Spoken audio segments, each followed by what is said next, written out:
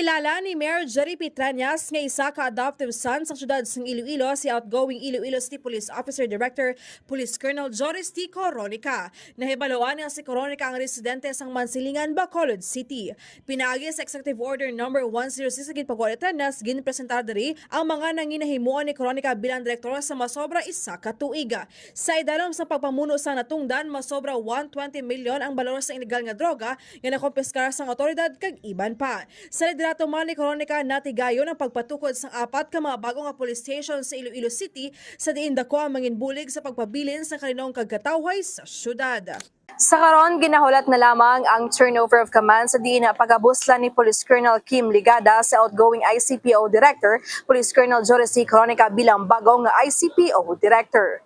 Report na gikan syudad sang Iloilo, inisika K5, Jenny Kauyunan para sa kampiyon nga balita sa serbisyo publiko kag kalingawan sa Iloilo. K5 News FM.